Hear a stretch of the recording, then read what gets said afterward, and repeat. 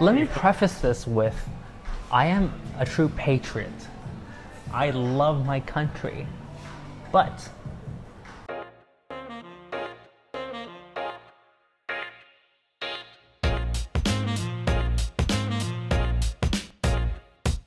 all right, cheers. The start of 100 days.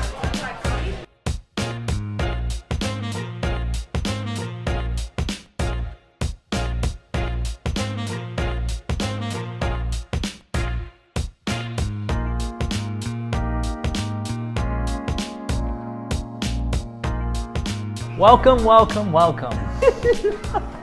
Here we go again. So Bobby, we're at Bloody Marquis of Wellington again. So here we are. Cheers. Cheers. Back at the Marquis of Wellington on Bermondsey Street. And we're going to have our second discussion of the day. But here we are. And for clarification, Bermondsey Mile, not street. Yeah. Don't get lost. Yeah, and again, we tried every bloody craft brewery along the beer mile, but nothing's open today. So No one's open on Tuesday, and this is our form of work on a Tuesday. Yeah, exactly. Like we've been here for like 4 hours now, so like this is like we're barely working today. But here we go. So probably we talked a bit about the creator economy before. We talked a few episodes ago about all the things that are happening to OnlyFans and deplatforming, all these types of problems. But one thing we haven't talked about is creators becoming politicians, right? So not only are creators taking over social media and now taking over the economy, they're bloody taking over our governments. So let me give some context here into this. So because of COVID, because of everything, because of French Laundry, there's currently a recall election in California where Gavin Newsom is now being recalled because people don't like the way that he's handled COVID and lockdowns and everything. So, long story short, there is a creator out there on YouTube with basically more than 1 million followers. I can't remember his name. Kevin Paffrath. Kevin Paffrath, who is now running for governor.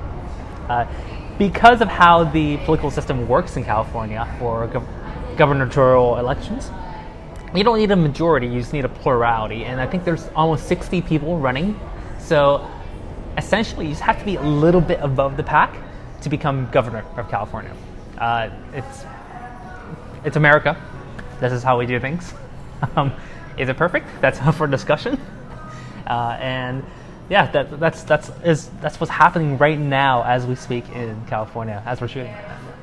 And if you think about this is absolutely insane, right? I could not imagine any other country, any functioning democracy where this could possibly happen, where a 29-year-old with no political experience, no understanding of public policy, who has 1.7 million followers on YouTube, which is like great, that's super cool, who can just come out of nowhere and decide to run for like governor of California.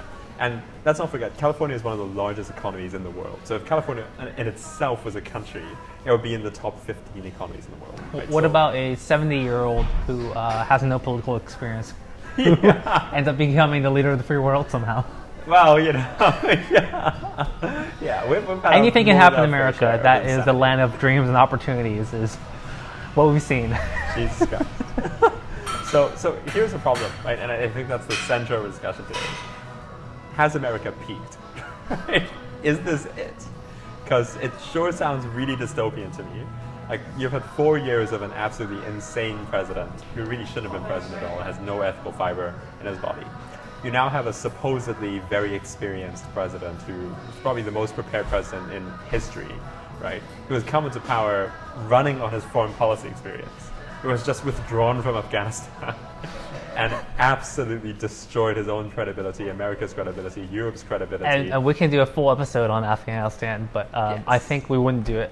Probably not. We'd right probably now. discount the experience that people are experiencing, both Americans as well as Afghanis. So Right. put that in the queue. So that one's in the queue.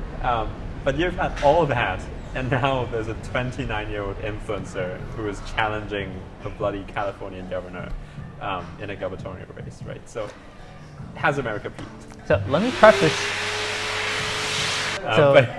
preface this with, I am a true patriot.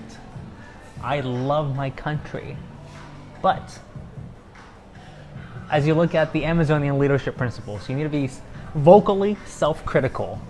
And I would say, despite us being the best country in the world, we're also the worst at many things. Yeah. So we are the best at getting gold medals at most Olympics, at getting Until Olympic the last medals, day. at swimming for the most part until the Australians, beat us in a lot of heats.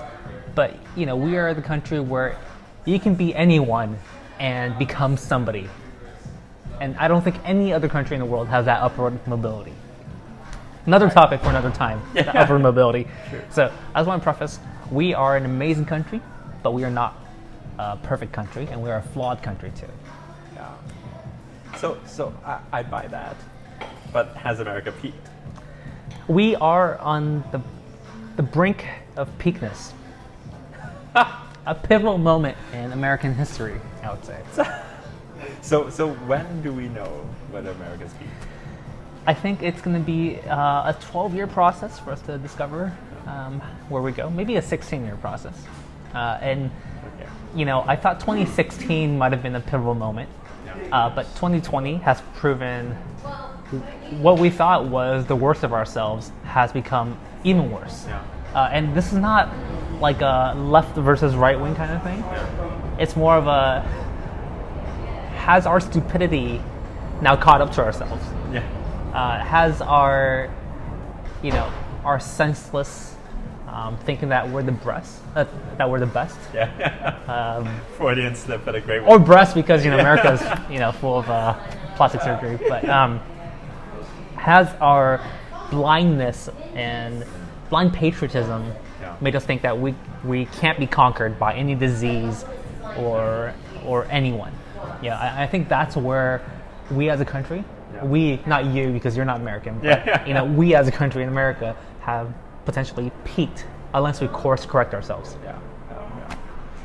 So I'm going to make an argument for why I think America has peaked. And hopefully I can find a good defense. Exactly, right. So America was founded on the principles that it would be a republic, like a functioning republic, right? A one nation. A one nation republic. Under God, indivisible, with liberty and justice for all. With like the Amen. bloody pursuit of happiness. Yes. But the idea was that it wasn't a direct democracy. It was never intended to be. It was representative democracy. So you must be wondering what is happening to the video feed. Well, I was playing around with my Apple Watch, and it looks like I rubbed it against my leg when I was moving my hand around with my hand gestures. So, lucky you get to try our first podcast series. With people who know best. Right? That was the idea. And if you think about American democracy as it stands, you have Congress, which is democratically elected, but which is gerrymandered over like nearly 30 years now, right, by the Republicans, and continues to be like the next redistricting is going to happen at the next congressional elections, and it's going to be even worse because it's the Republicans still have control of the committee to do that. So you have politicized districting that disproportionately benefits one party. So no matter how individuals vote in a congressional election, it's still not perfectly representative of their, definitely. Of their. And I think this is just personal opinion, but I'm sure a good portion of America actually agrees with me. The electoral college system made sense back in the day. But in the current country's state and how interconnected our country is, it no longer makes sense to have that type of system. Especially when it's a winner-takes-all system, right? It's not representative of the individuals that live within either a state or as a whole entire country. Right, and it cascades upwards, right? So you've got the congressional elections with tons of gerrymandering. You've got the Senate elections, which in its own design equalizes states which probably shouldn't have necessarily equal power. And then you have the electoral college, which distorts the popular vote in the presidential election. So and they have the power to not vote for the presidential. Right, and we saw that in 2016 in 2020 actually, when Donald Trump tried to turn individual electors against the rightful winner of each state, which is insane. And so you have this democracy that really is not functioning anymore. Right? Voters if you define democracy as essentially the representation of the voters' demands, that's not happening in American democracy right now. Then you look at the quality of society in America. America is one of the most socioeconomically unequal societies in the developed world. It doesn't have a welfare state. Healthcare is terrible. You need to pay to get access to an ambulance, which is insane to most people in Europe. Right? Yeah. I mean, it's kind of true. There is inequality. It's a great place if you work for a big employer who has healthcare coverage. Right. If you're not one of the lucky ones who have that ability, if you're, let's say, you're a gig economy worker or a creator in the creator economy, you will not have a proper healthcare, and you would rather, rather recover at home than get picked up by an ambulance. Yes. And arguably even YouTube creators and Instagrammers and all that, they suffer too because they don't have access to the protections that companies have, right? So it actually costs them a lot of money to buy health insurance on their own. It costs them a lot of money to access a pension, right? All sorts of things that company protections provide. Now, there's something fundamental to that theory, though, is the as America, we believe in individual interests, right? Mm-hmm. Where you pursue whatever life you want, and you take a bet on yourself. Right. So it's high risk, high reward. Right, but then now, I think as society as a whole, what we should look at is, do we want to potentially bump up that safety net? Right. Because right now the net is basically the ground. Yeah. And you see it with veterans, right? Like people say, "Oh, support our troops," but they don't give a damn about people who have served already. There's no program, rehabilitation program. That's why we have mental health issues, homelessness, and just people out on the streets, despite all the years they served our country fighting for our freedom. And so that's where I think the social contract is a bit betrayed. Because I think America's really good at engineering our mentality of thinking, hey, freedom, USA, USA, USA. I was a byproduct of that. Right. Even when I moved here, I still probably am. But at the same time, it blinds us to all of our flaws. Because we can say, oh, we're a big country, look at all the successful people. But as a leader of the world, should we not do better? Sorry, I went on a tangent there. No, but I think that's absolutely right. Like it's you would expect that the leading economy in the world actually provides fantastic socioeconomic protections to its citizens. That doesn't happen at all, right? In fact, it happens in bubbles. It happens in bubbles. So if you're in Silicon Valley and you happen to work for one of the many tech companies, then you have this super protection. And obviously that's a very small pocket of America, and even then there are people left out. So it's imperfect, but it's a working model, and that can't exist out in like Kansas because there's no companies that big are establishing themselves out there. So I see that point, but even if you take that, there is a thriving middle class who are receiving company-funded health insurance. One, it means unemployment is disproportionately more costly in America than it is elsewhere. But second, when you look at the American economy, it doesn't strike me that it's very equally accessible, right? So not even that the outcomes are equally distributed, right? Obviously everywhere in the world, outcomes are not very equally distributed. You can argue that in Europe, because of welfare state, they're more equally distributed than elsewhere. But it's not even equally accessible. Like you need to come from a certain background in order to access the benefits you're talking about. So I agree and disagree. So I agree in the sense that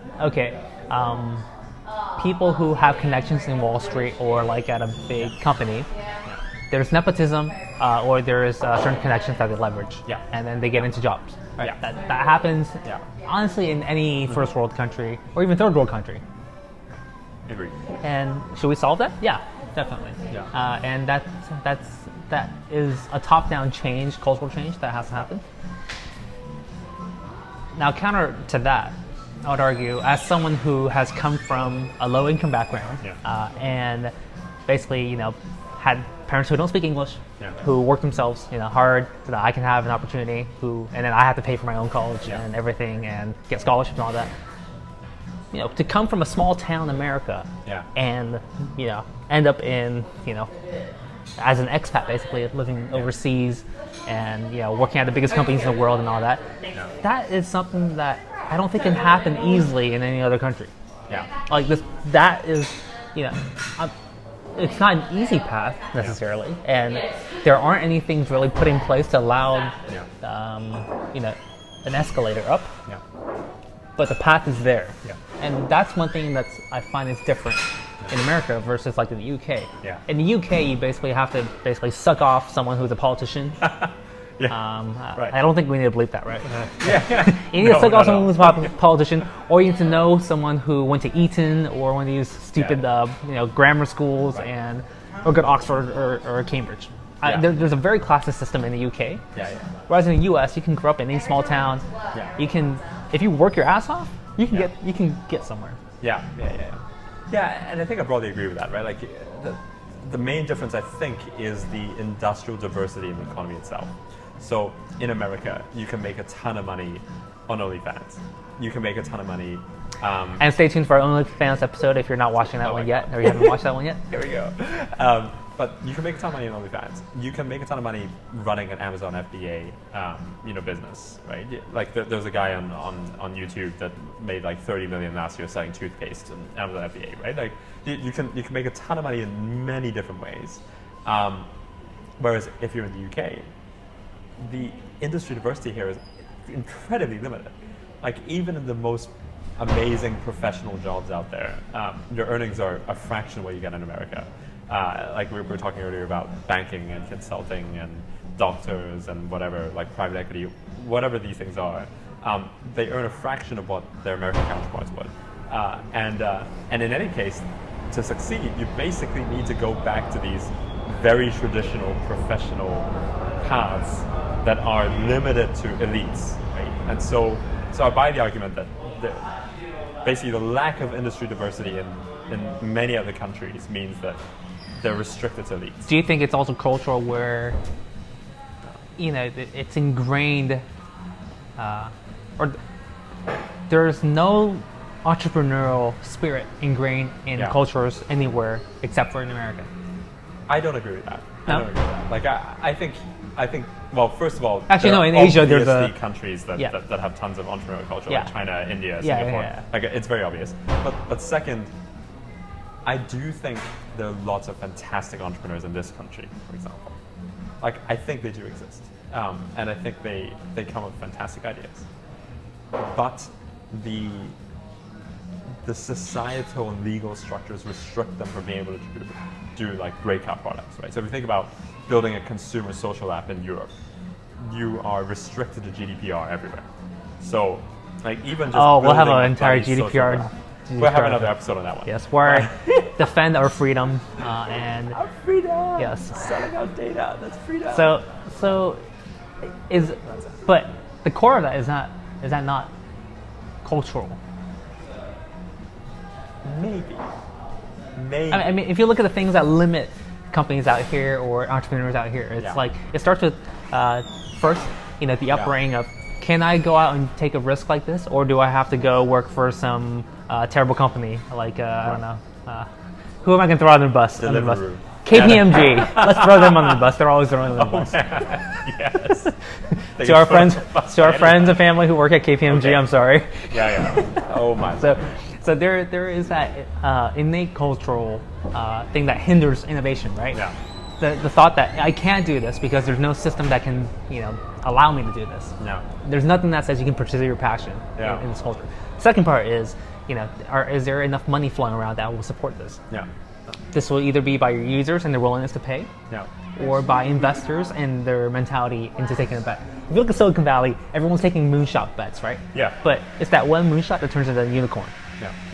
Here it's, I'm going to put in money once I see you have traction, you've already hit positive revenue and profit or something, and then I want 20% of your business, after that. Right. And so basically, by the time you get to, Series C, you're a dead company. No one in Silicon Valley is going to touch you, and you're never going to scale. Right. And I think that's kind of the cultural and systemic barriers for UK, Europe as a whole. Yeah. Potentially. I mean, I'd say potentially the American influence coming this way. Like you see some funds like Sequoia Index, they're coming out here, changing that landscape, making it more competitive. And just expats like myself being here might change that mentality a bit more, right? And the investor appetite. But generally speaking, I think that's what is causing hindrance. Sorry, we're going a little bit detracting from America. But this is why I think America does allow for that grassroots movement of being no one, being a nobody to somebody. Yeah, and I think you're probably right about that. Like, there's a lot of risk aversion in even a lot of Asian cultures, obviously, but in Europe, it's very obvious, right? And that turns out in how investors think about companies. They're always asking about metrics and seed stages and early stages, and that risk aversion is apparent. And the same thing probably applies for how we think about the welfare state, right? We're not thinking so much about how do we empower individuals to have outsized success. Like, that's not what we think about. The welfare state is all about how do we equalize outcomes at the base level for everyone. So it's risk aversion, but in the best of ways. So I think I agree with you that on average, if we just compare probabilities of being a breakout success, going from like rags to riches, basically, it's much more likely to happen in America than it is in Europe. But back to the topic of, has America peaked, right?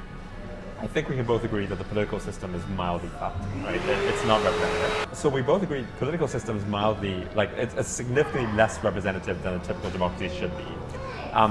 The economy, I think we're saying it is unequal. It is problematic in many ways, but America remains much more, it has much more possibility and potential than an average welfare state, regular, European economy. Right? So here are the potential risks for signs of peakiness. One is the bubble.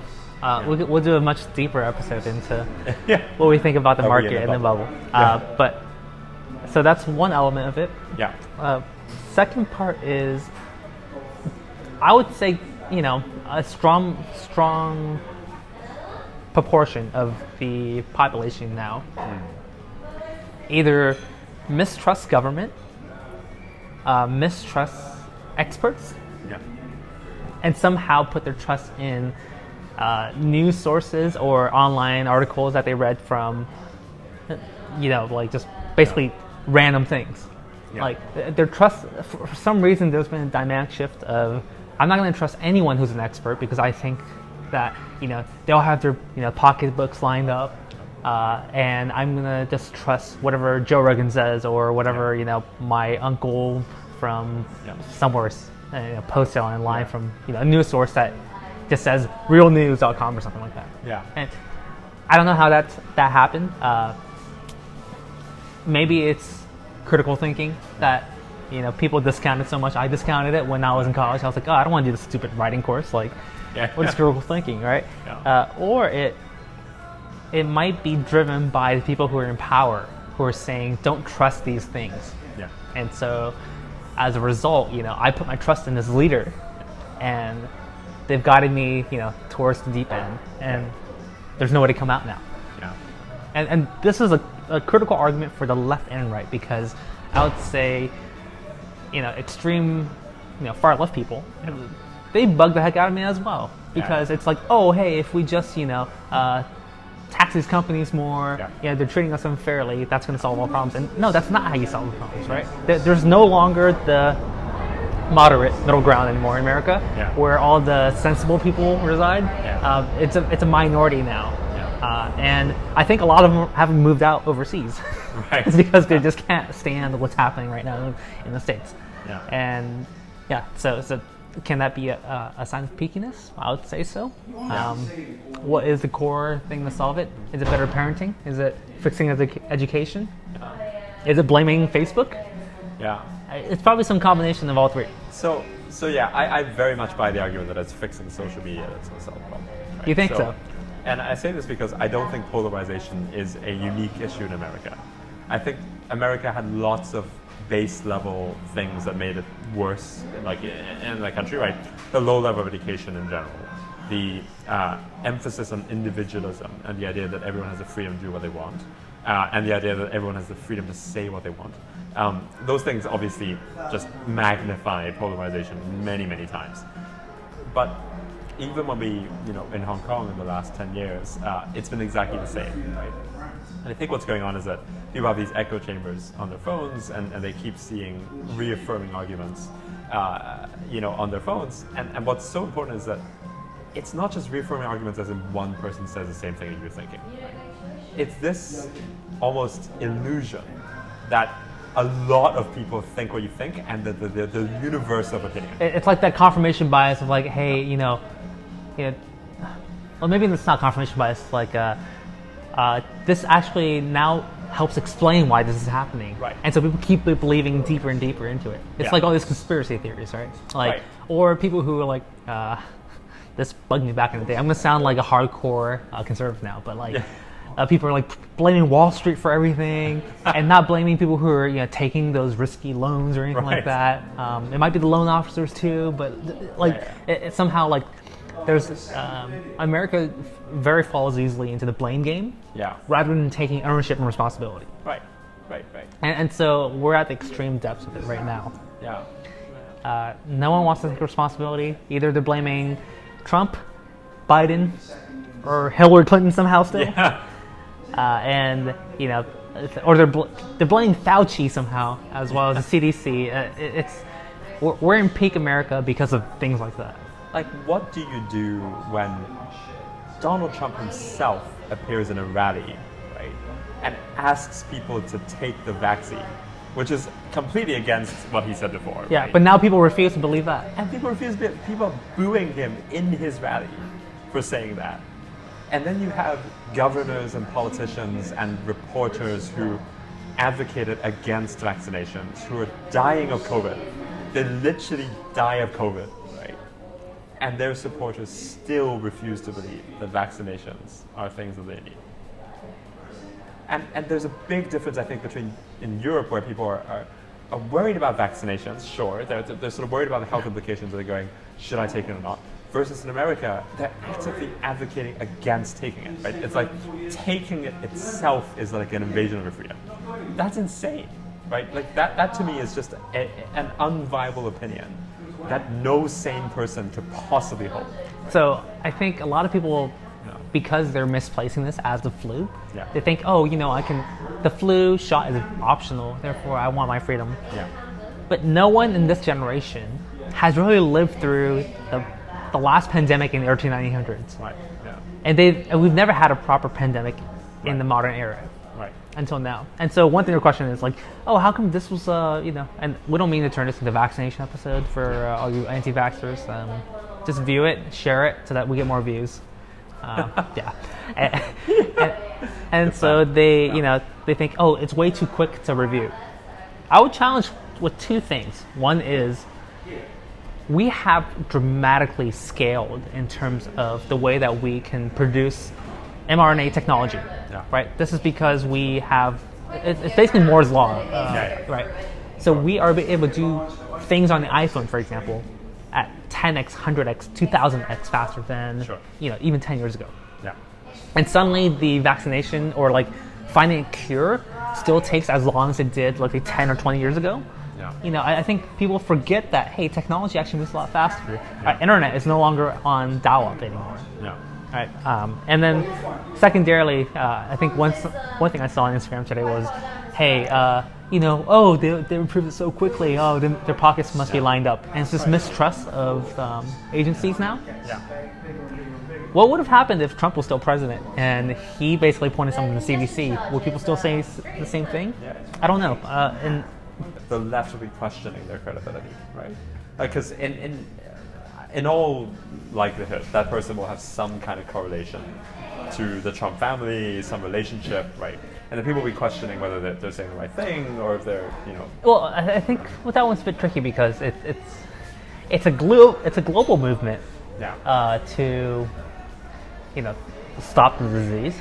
Yeah. It's not simply Donald Trump's imperative, right? Yeah. Because at the end of the day, the longer the disease carries on, the bigger hit our economy gets. Yeah. So it's if his report card is the stock market as he says it is, then there's incentive to us actually fixing it. So I broadly agree with this, but the thing that really scared me was actually in Hong Kong, right? So you would think Hong Kong is a broadly educated population. It seems like they're pro-democracy, they want freedoms, so on and so forth. So the natural alignment they should have is probably with the left in Europe and the US. That's not true at all, right? So if you take an average Hong Kong pro-democracy activist, they support Donald Trump, die-hard Donald Trump, right? Like, if you question Donald Trump, you get like excommunicated from the pro-democracy movement in Hong Kong. That's insane. That's number one. And two, most of them are anti-vaxxers because they believe just because Chinese vaccines seem to be patchy, that broadly overall vaccinations are a fraud. That's most pro-democracy people. Then third, they all think the WHO is a Chinese-owned organization that is disrooting misinformation. This is a highly educated population that supports freedom and democracy in Hong Kong, one of the most noble fighting causes we have, and I kid you not, that is the majority opinion.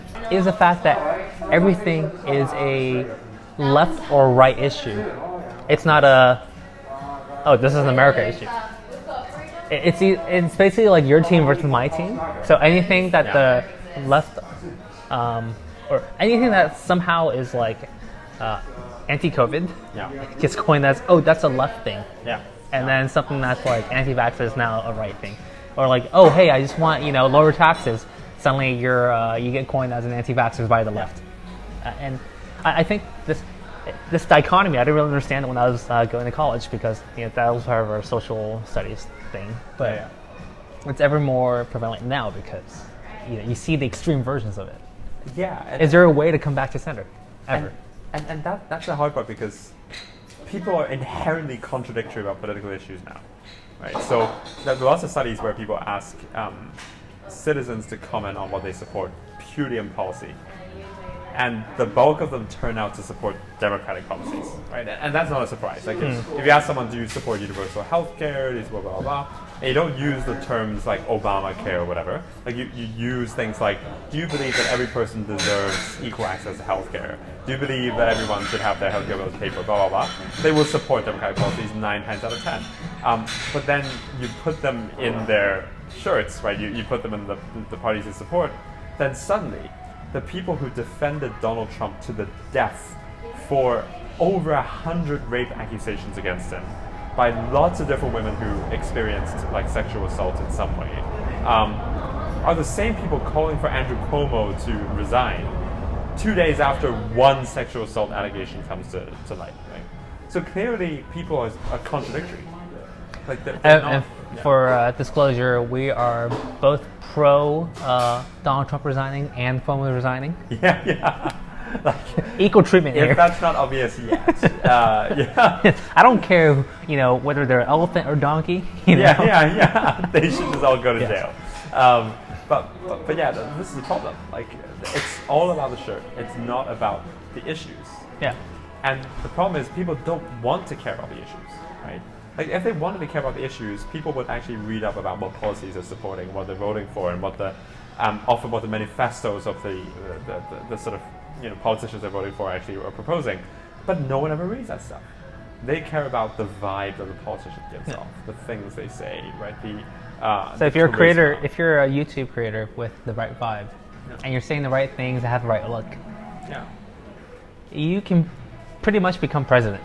Yeah. I think. Yeah. Can we fix this?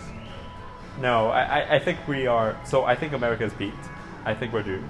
I think the only solution lies in fixing social media, which we're trying to do. But barring that, we're fucked. This is it, right? Like, democratic society just cannot exist with a largely uninformed population that is obsessed with polarization. Like, in a world like this, a popular vote does not yield just results. It just does not. So to me, America's peaked and we're done. But yeah. All right, I'm gonna give a very prescriptive way for how I think America will stop from peaking. Yeah. One is, if you comment on Instagram on any post that's vaccine related, and you post clown or fire Fauci or anything that looks like whatever the rest of the crowd are doing, No. you're probably part of the problem. Yeah. Yeah. Secondarily, And whoever clicked that dislike button on our YouTube channel. yes, we know you're definitely going to click another part of dislike. that. Yeah. Okay. Second part I would say is how we fix America is by getting more Americans to get deployed overseas. That's very interesting. Very interesting, right? So here's my theory. Yeah. Food is what draws a community together, right? Yeah. Food is what breaks down barriers. Yeah. And food is what it's the idea of breaking bread, right, with different cultures. Yeah. The moment you do that with a different culture that you're not used to, Yeah. so like instead of eating at your Chick-fil-A, you actually try out Spanish tapas in Barcelona, Yeah. or go to somewhere in Copenhagen. Yeah. You automatically get entrenched in the culture there, Yeah. and you expand your palette for different ways of thinking. So I say this as a testament, as someone who once was lost, as someone who came from a very conservative Mormon town in California, and now look at me. And I think it's because I've tried foods from so many different places in the world. You learn what the locals appreciate and value through the types of meals that they have, and interacting with the locals during those meals. So I find that a super interesting argument because if you look at the UK, in the 2016 election, or actually 2015 election, sorry, when David Cameron was won a majority, the towns that had the most support for UKIP, the most Brexiteer, UK Independent Party for Americans following home. Yeah. It's basically like the far right. Yeah. It's like insane Tea Party Republicans, kind of that, right? No, Tea Party is a good thing in America, so That's a good let's not thing, use that right? phrase. All right, whatever. Anti-immigrant, right-wingers, right? The most support for UKIP existed in towns with the least proportion of immigrants. So ironically, people who saw the least of immigrants were the people who were most anti-immigrant. So there's probably some correlation there, right? Do people actually become more metropolitan, more supportive of diverse societies because they actually see more diversity around them and actually meet them and be friends with them and they actually see those cultures in those own ways? The counter-argument, of course, is that if you apply this to class and race, and you look at the correlation of violence and racial violence in particular, it often recurs around cities and towns with high interracial proportions, and so that suggests that the mixture doesn't actually change pre-existing conceptions, right? So, now is race and is metropolitan diversity necessarily different? We don't know, right? Well, that also comes down to, is there upward mobility for people who are from a certain ethnicity, right? Right. I would argue it's a lot harder for someone who is black than me in life, right? Right. I don't face the same risk of police brutality. Right. I probably still face a lot of prejudice, but not to the same extent, right? But I think nowadays, Asian people get their own hate right now from everyone. So that who knows? Maybe that'll exceed the pain, but it's still a systemic issue that exists. Yeah. It's probably still easier for me to get a loan than someone who is of a different race. So I think that probably contributes to why there's gang-related problems, as they call it. When it's just basically people living in the projects, or here it would be the council housing, because there's no other way, right? There's no other way to break out. Yeah. And when you don't have opportunities, like in America, you have, once in a blue moon, you have a Kevin Durant who came up from the projects and have made himself a multimillionaire. But it's so rare, but it still happens. Whereas here in the UK, I don't think that really happens at all. Yeah. It's just fully entrenched, and if you look at the elite in the UK, it's basically exclusively, public school white guys. If you have a double barrel last name. Yeah. Yeah.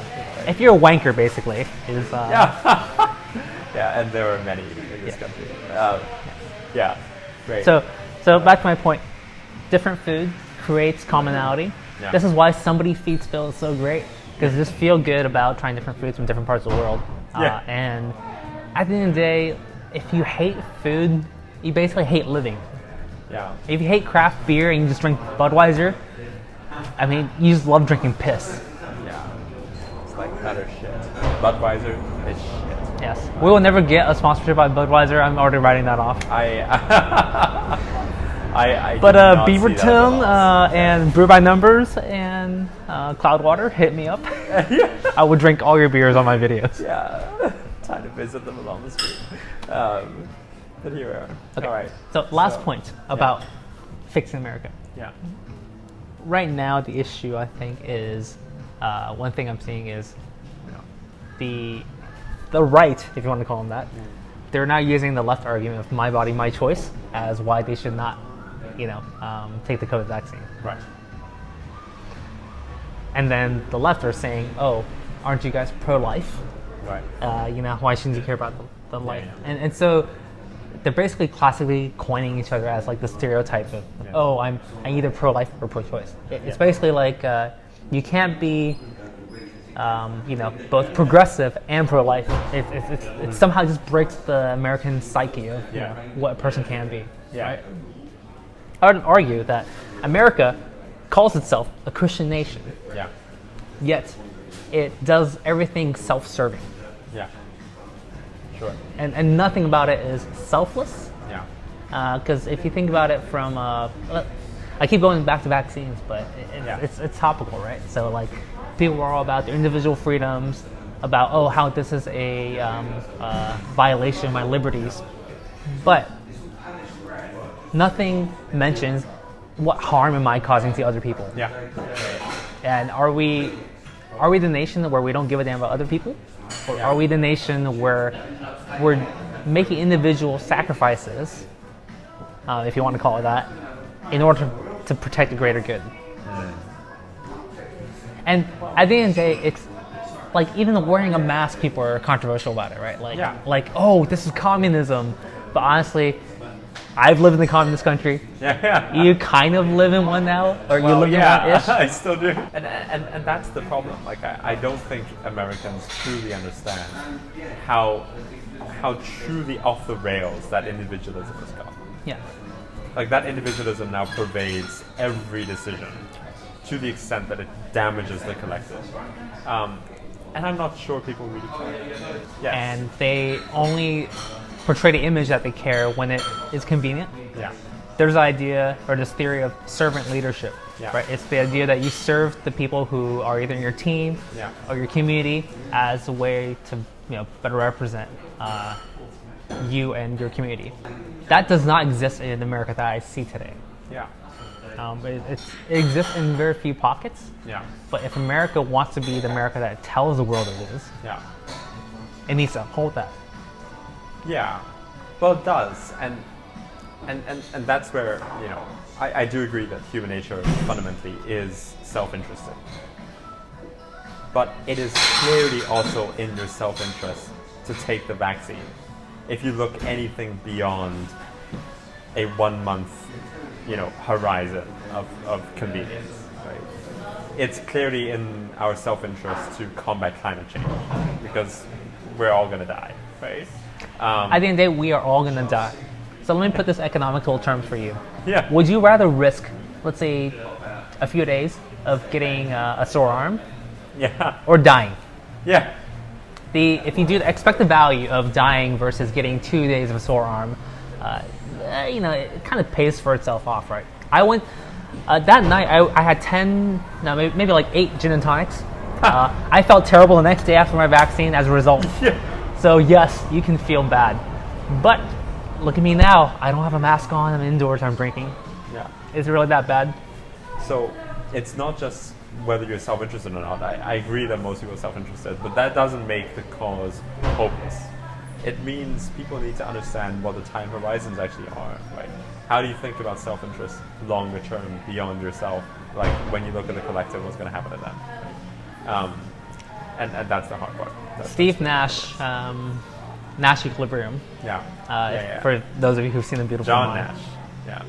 Oh no, Steve Nash is the great point guard who is also very selfless because he always passes the ball to his teammates. Yeah. John Nash, from Nash Equilibrium, was talking about how individual interest doesn't necessarily lead to the best outcome. It's the collective good that.